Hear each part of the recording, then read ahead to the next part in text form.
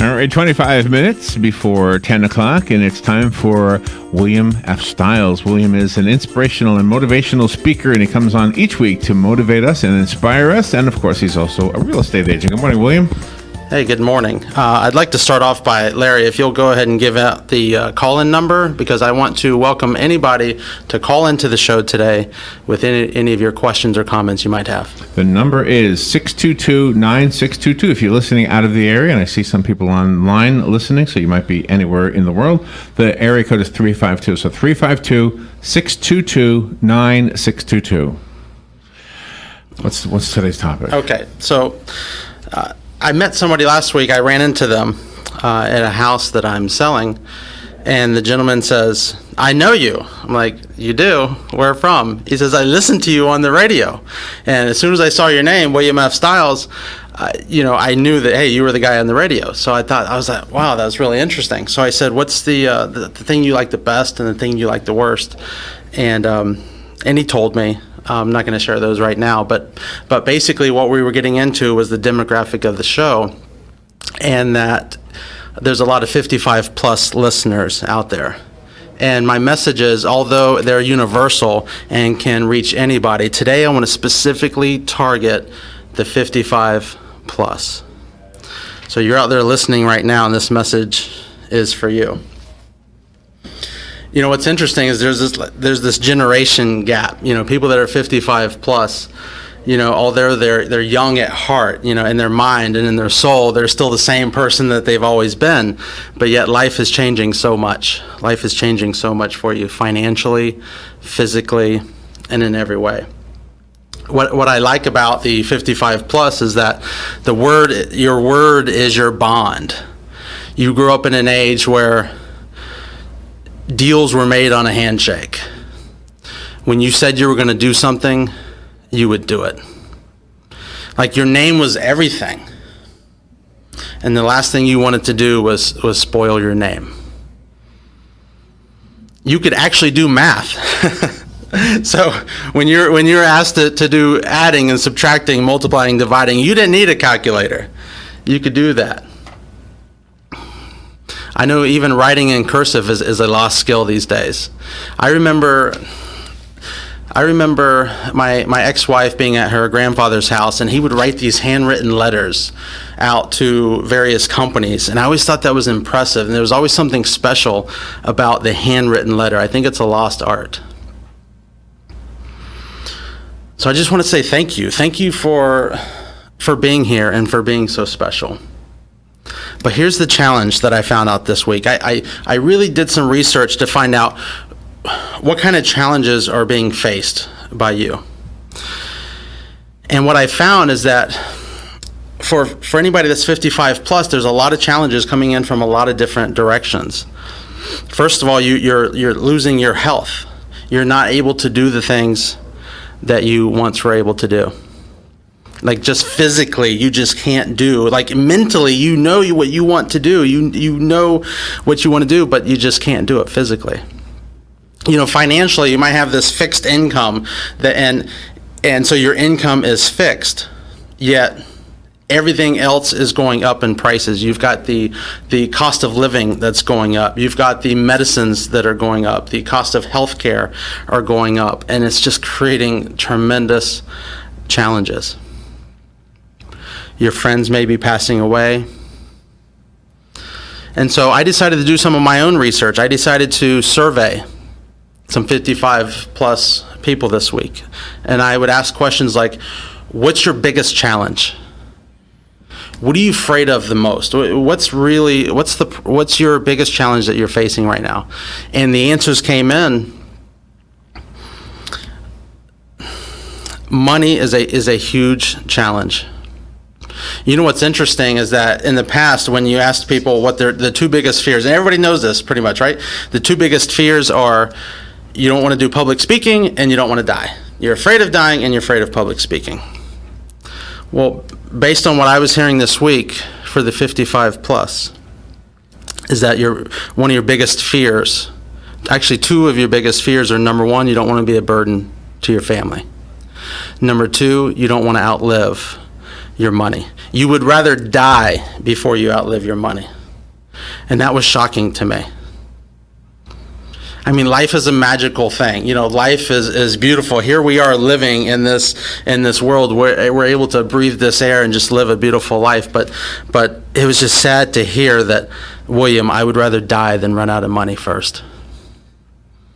And when you're in this situation, when we're in this society where we've got fixed incomes for the elderly, and you know all the costs for that same person is going up, and they're being squeezed in so many directions, and you don't want to run out of money, you'd rather die first, and you don't want to be a burden on your family, it's a really challenging situation. So anybody out there that has a chance to touch a 55 plus person who can maybe put together some programs to help in this situation, I implore you to do that.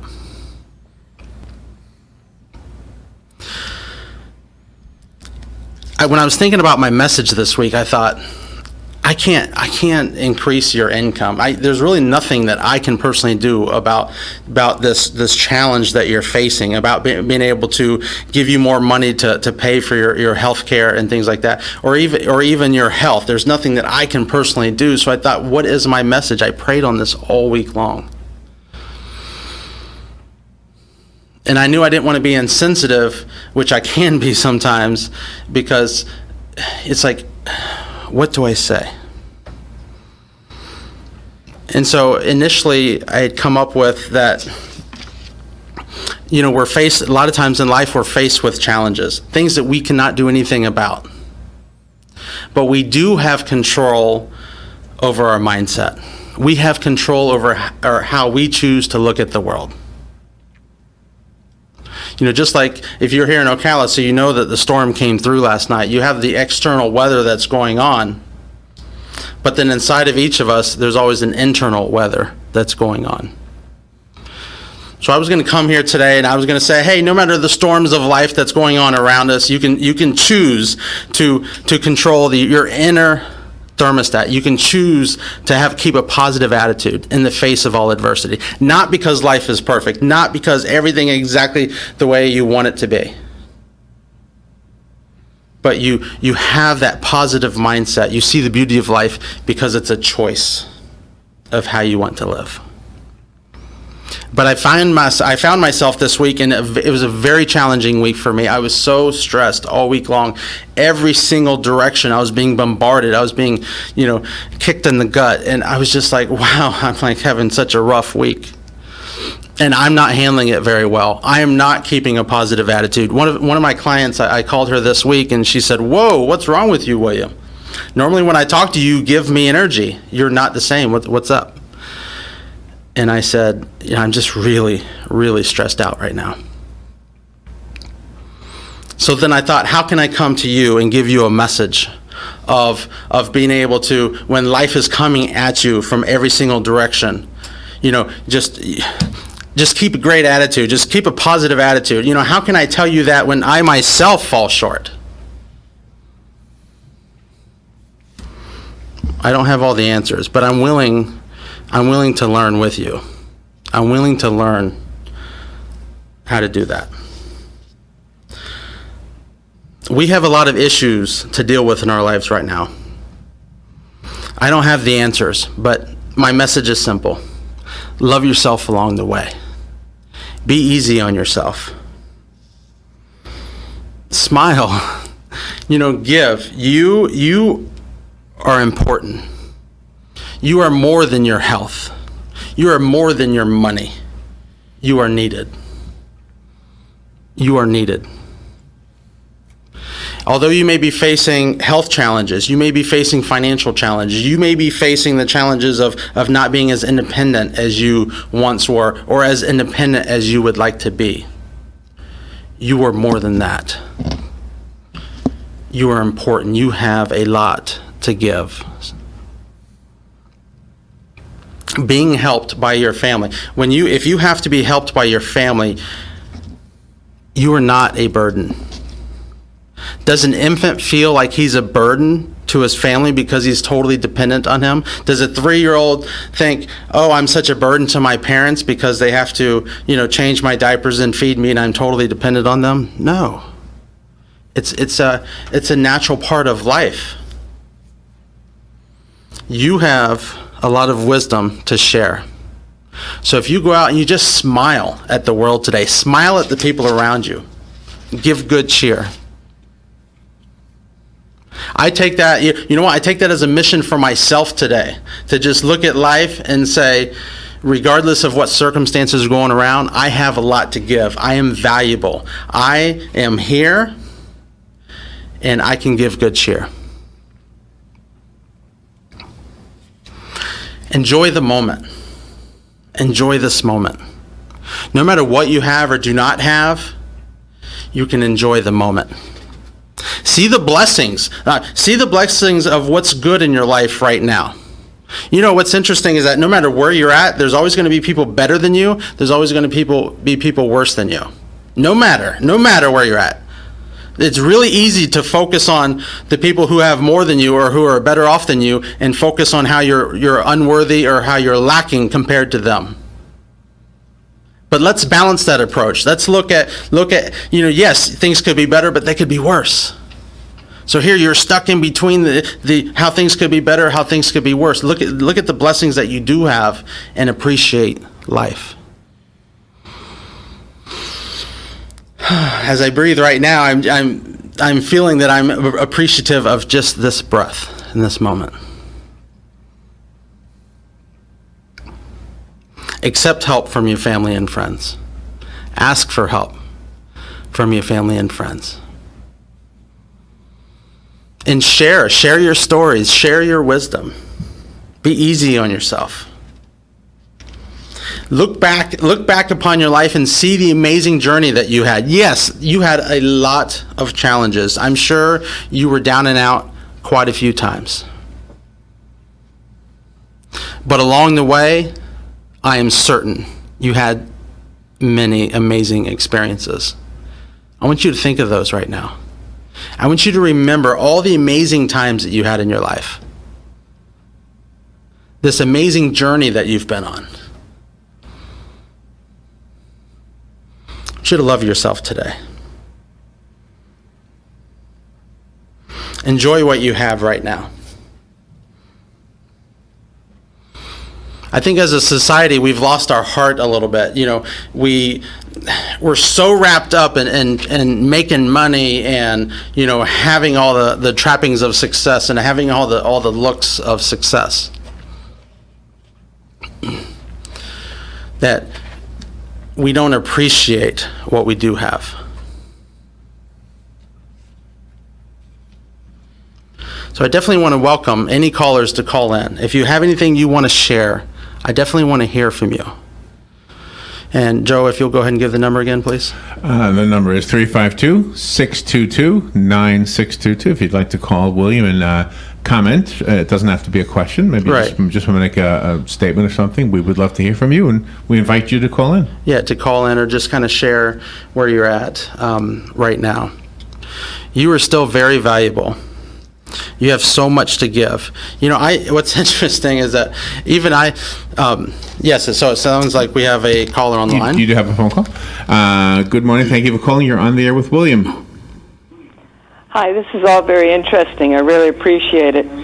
I have an acquaintance who's Chinese or ancestry, and it seems to me they revered their elderly more. And when her father got older, instead of, looking for home health care or something, I mean, they just welcomed him into their home and made him an integral part of their home. I mean, grandfather was number one, and I sometimes think if we had the Oriental attitude toward the elderly, it might be better.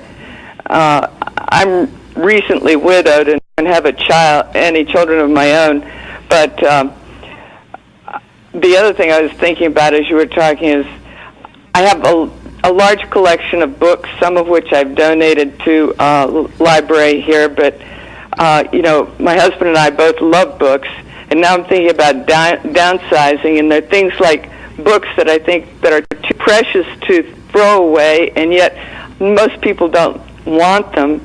The world is changing a lot, and my husband's youngest grandson has just started high school, and he has an iPad, I think, and almost all his texts, he had to take this iPad to school. It was by a special iPad, and now all his texts are downloaded on his iPad, and with the exception of only a couple of other books, everything that he studies every day, his homework and everything, is all on that stupid iPad as far as I'm concerned. And no, he doesn't have a very good cursive writing because everyone says either type or put it on your computer and email it to me. The teachers emailed, it's a different world, and suddenly the treasures of my books and things seem so antiquated.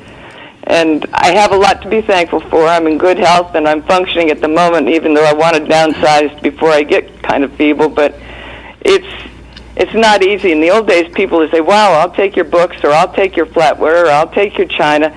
Nobody wants these things anymore. It's like everything I have is old, and that's all. Thank you for talking. Well, thank you very much for calling, and I think you brought up a very interesting point, and I'd like to address that. And just thank you so much. I really appreciate you calling in. You know, when I think of a lot of the other cultures, you know, when you watch movies and you see the tribes, and they, you know, always had the elders were respected. The elders were held as a source of strength in the community. They were valued. And I agree that, I hate to say this, but it seems like the 55 plus is almost like it's a burden, like get out of here, you know, like die already. And I hate to say that, you know, it's something that it really breaks my heart. I have a family member. My sister married an Indian family, and what's interesting is that they pretty much have like 3 generations living together, supporting each other, and I really hope that our culture can get back to that and all supporting each other. So we have another caller. Yes, sir.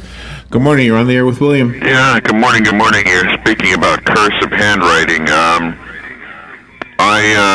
I perfected my cursive handwriting at the hands of my mother with her wooden spoon. Okay. Whack! Neater. Get it right, son. Get it right. Yep, that's right. Well, I want to thank you for calling and sharing that, because I remember that too. I first of all, I just really appreciate you calling in and sharing that. The world is changing. The world is changing all around us, but we don't have to allow it to change in ways that are hurting our families. And I think that when we're discounting the 55 plus, when we're discounting the wisdom and all that you have to give, I think as a society we're gutting ourselves. You know, I think people are being raised right now without that, you know, like the word is your bond, without the character that is needed. And I remember I was sharing, my sister married into this family. They always have this 3 generation. You always have the grandparents, the parents, and the children, to where it's almost under one roof. You've got a family of 3 generations. And I always commented that what was interesting was in my culture, you know, it was not like that. You know, the kids become of age, 18, 20 years old, they're ready to move out. And it's like everybody is for themselves. And I really admire the cultures. I really admire the families that can come together. And instead of seeing us all as separate, we're all together and we're all supporting each other. We've got another caller. Good morning. You're on the air with William Stiles. Hey, good morning. Sir, you're right. The mind and the heart control everything about your body. And this country is headed to the pit of hell. We've turned our back on our God, our King, our Savior, Jesus Christ, His laws, His ordinances, His statutes. And they're telling us it's fine for 2 men to get married. And is that for real? Oh, Lord God, save us, Lord. People repent and turn back to our King, our Savior, our King and Redeemer, Jesus Christ. It is time. Thank you for calling. you want to take another one? Yeah, I've got another call. Good morning. You're on the air.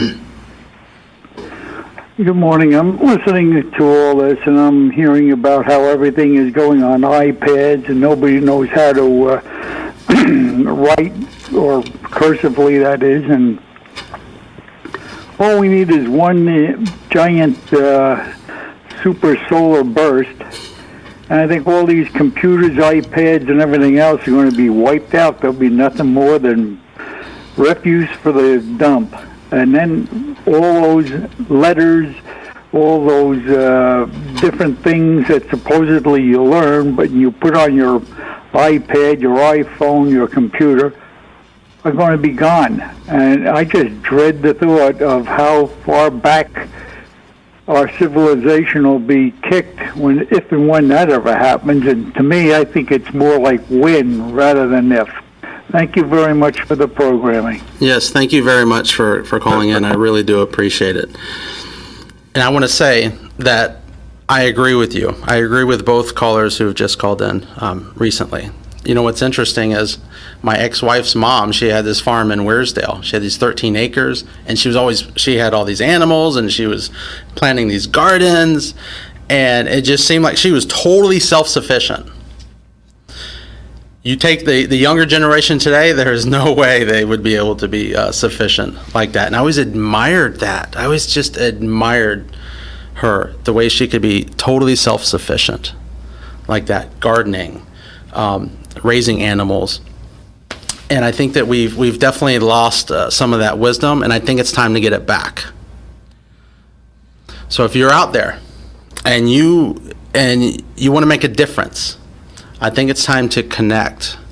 What can you do? Last week I was talking about what things that you're passionate, getting to know yourself instead of trying to be a copy into the world, getting to know yourself, getting to know your passions and the things that you're good at. So what are you passionate about? What are the skills that you can bring to the table to help solve this challenge? Help connecting the generations. We've got the millennials. We've got, I guess, I don't even know what my generation would be. I'm 39 years old. And then we have the 55 plus. I honestly think that we need to connect all of them together so that we can pass on a lot of the wisdom of the 55 plus down into the millennials, so that not only that we can function if the solar flare hits, like the caller just said, but then also so that we can live not only with the technology, but also with the heart, with the wisdom. Because I can't think of anything better than having a world where we have the technology that's helping us, that's bringing us together, that's making a positive difference in the world, but then also bringing the heart and the soul of the older generation. Let's not lose sight of that. We have a lot of challenges in the world, but we got to love ourselves along the way and pass on our wisdom. So I just want to invite everybody who's listening right now to give a smile today. Give a smile. I appreciate every single person who's listening today.